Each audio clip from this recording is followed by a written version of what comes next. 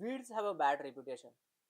They are seen as invaders, signs of neglect, and something to be pulled out or poisoned without a second thought. But at Manora Sadan, we look at the natural world a little differently. That includes so called unwanted guests in our garden. What if weeds weren't the problems, but a message? What if they were simply early responders to soil conditions acting on instinct where nothing else grows? After all, they photosynthesize, build biomass, shade the soil, and in many cases quietly signal the state of the land beneath our feet. In this video, we are beginning a closer look, not to glorify the weeds blindly, but to understand them better. This may be just a one off or the start of a new series. Either way, it's an invitation to pause, observe, and rethink the quick judgment we pass on to the green underdogs of our garden. Let's get started. I'm using two services so that I can properly ID the plants and probability of misidentification is reduced. If at all I still err, I request you to please comment to correct my mistake. Thank you. Here is the first of the list. This has come up as Solanum americanum, also known as common nightshade. It has spread throughout the world, although the name says Americanum. And if I am to believe PlantNet.org, it seems that it is more common in Europe than in anywhere else in the world. It's sort of nightshade. That means it is in some way related to tomatoes, potatoes, and eggplants. Interesting, right? Tomato is scientifically called as Solanum lycopersicum, potato as Solanum tuberosum, and eggplants as Solanum melongena. So I guess we have a cousin visiting my tomato and potato plants in the garden. This is a trickier one. I checked quite a few plant identification services beyond plantnet.org but could not fix it to an exact variant of the family. Yet I have decided to call it Turk's cap. It is called so probably its flower resembles traditional red Turkish headgear. Scientifically, it is called Malva viscus arboreus. Please correct me if you think this is a wrong idea though. This is purple amaranth, scientifically called as Amaranthus blightum.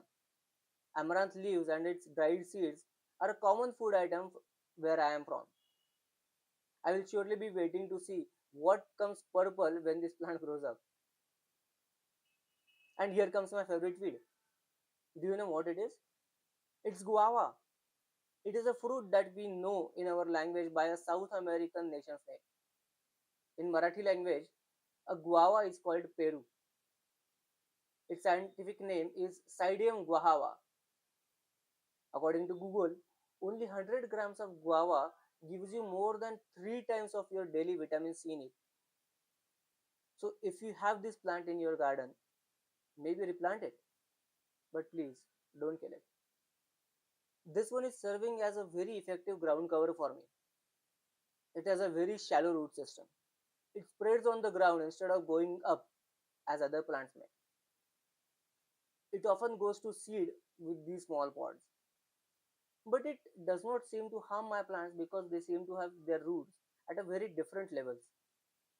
There is no point killing the live mulch that also flowers with tiny flowers.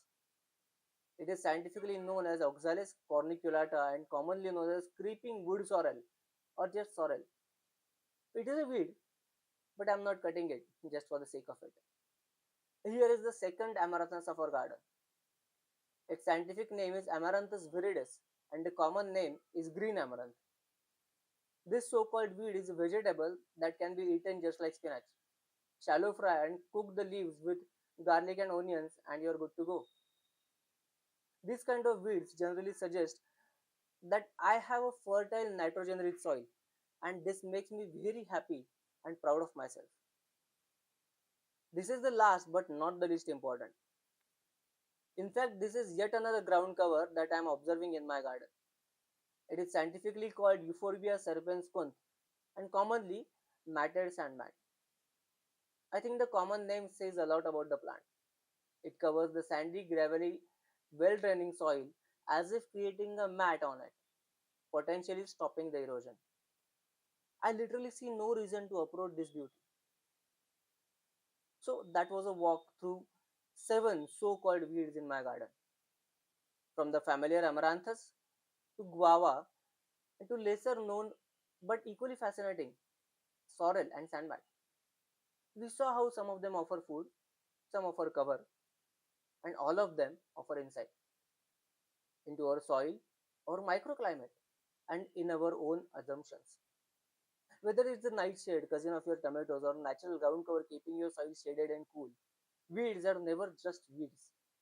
They are a part of a living system. The question is, are we willing to look at them through a new lens?